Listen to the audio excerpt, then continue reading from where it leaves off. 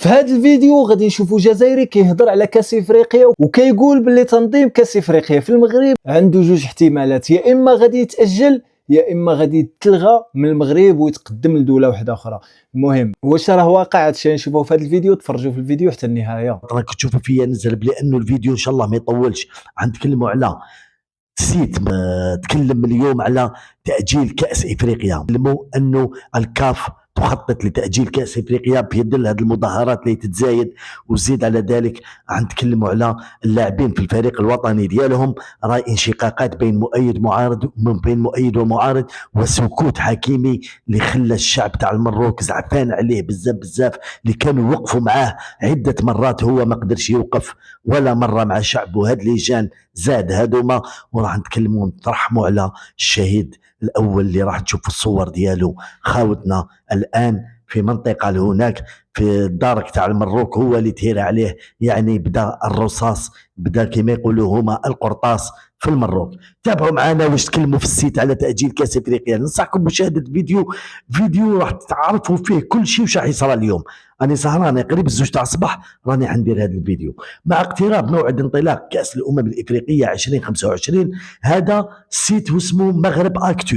مع اقتراب موعد انطلاق كاس الامم الافريقيه 2025 راح نكون نزل في القرايه باش ما نطولش في الفيديو. المقرر في المغرب بعد اشهر قليله يتعرض الحدث الابرز واسع النطاق في جميع انحاء البلاد، مطالبين بتحسين احتجاجات القاره، احتجاجات البلد، الانتقادات الاجتماعيه لاذعه، فقد اندلعت الخدمات العامه لا سيما في قطاعي الرعايه الصحيه والتعليم، وقد عارض المتظاهرون استضافه كاس الامم الافريقيه بشكل مباشر. يعني عارضوا كاس افريقيا، مسلطين الضوء على الفجوه بين الاستثمارات الكبيره في البنيه التحتيه الرياضيه واوجه القصور في الخدمات الاجتماعيه الاساسيه، ويجسد الشعار اللافت: الملاعب موجوده فاين المستشفيات. هذا التناقض يعني الان موضوع عنوان اخر: الضغوط الاجتماعيه المتزايده حول كان 2025. تابعوا معنا حتى الان. ومع ذلك اشار مصدر افريقي لم يصدر الاتحاد الافريقي كاف بيانا رسميا بشان هذه الاحتجاجات حتى الان. نعم، إلى أن لجنة الكاف بدأت بالفعل مناقشات سرية لوضع خطة طوارئ، وتعتبر هذه الخطة احتياطية إجراء احترازيا ولن تعتمد إلا في حالة تدهور الوضع الأمني بشكل كبير، أو إذا هددت الاضطرابات المستثمرة سير البطولة بسلاسة. لذلك يبقى الكاف على حذره الشديد ويراقب الوضع.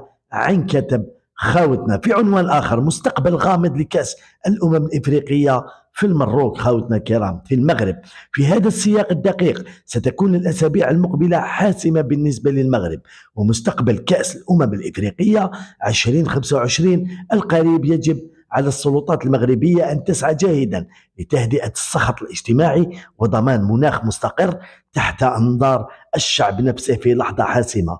كأس العالم 2030 والمجتمع الكروي الإفريقي يجد المغرب الذي يشارك في الاستضافة حيث يتجلى مستقبل هذا الحدث المرموق خارج حدود الملاعب. خاوتنا راهي قال لك هنايا في الأول أنه الكاف خرجت منها تسريبات أنه راهي توجد بلان بي على كاس افريقيا، لانه اموال كبيره راح تدخل لهم في الكاف راح يحبسوها، يعني خسارات كبيره لو ما اندارتش، لو اجلت راح تزيد خسارات تاع لي سبونسور تاع كذا.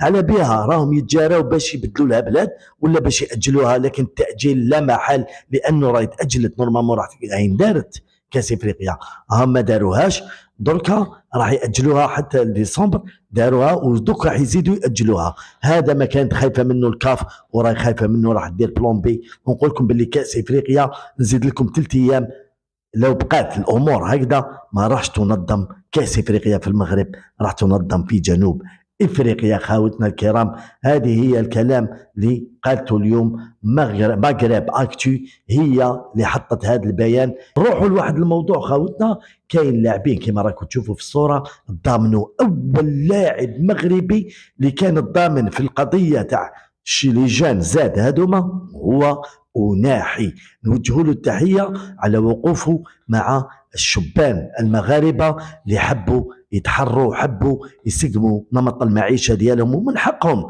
حبوا يسقموا كيما حنايا في 2018 2019 لما خرجوا مليوني شخص، مليونين بوندون 2 ans هما يخرجوا باش نحاو عصابه. والحمد لله اتت الجزائر الجديده برئيس جديد وحكومه جديده وكل شيء جديد، رغم انه صح مازلنا متناقصين مع عده حاجات، لكن الامور تسير في خطى ثابته ان شاء الله في الجزائر.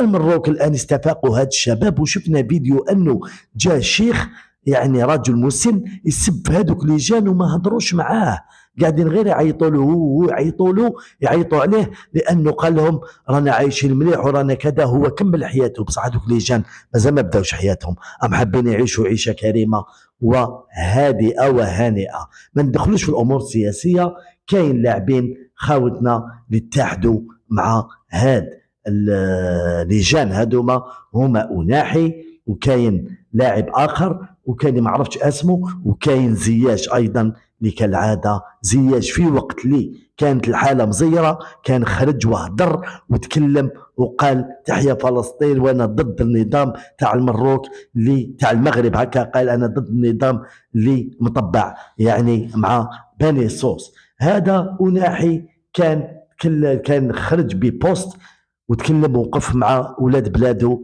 اعطوا له التحيه، لاعب ما خافش على البوست ديالو. انا نقول لكم باللي هنا اي صارت انشقاقات، وكاين زياش قلنا، لكن حكيمي اللي راهم مستائين منه الشعب المغربي، اللي راهم في الحركه ديالهم، اللي راهم في المظاهرات. مانيش نتكلم على كاع الشعب، انا ما دخلنيش، ما ندخلش في وسطهم انايا لاني لا علاقه لي بهم، لكن راهم شفت الناس تكتب في التعليقات أين أنت يا حكيمي اللي وقفنا معاك، أين أنت يا حكيمي اللي بكينا على جالك، أين أنت يا حكيمي، أين أنت.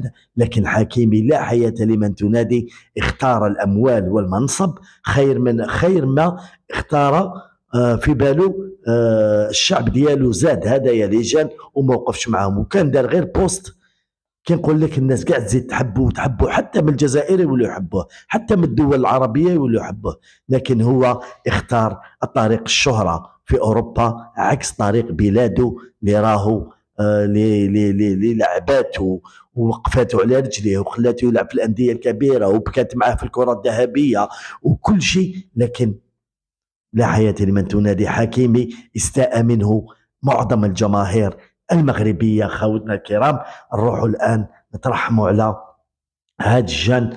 انا غاضني الدرك الملكي قال لك 2، لكن هنا كما راكم تشوفوا في الصوره وغطيت خاوتنا الدم، خفت على القناه لانه اليوتيوب ما يتقبلش هاد الصور، اني درتها لكم هنا وما راحش نطول نحيها فيديو صور، ما حبيتش ندير الفيديو راه في السوشيال ميديا. قولوا له ربي يرحمك وان شاء الله تكون من اهل الجنه، لانك تحتسب شهيد. انا نقولها لك تحتسب شهيد في ظل الضغط اللي كان عليكم مده سنوات.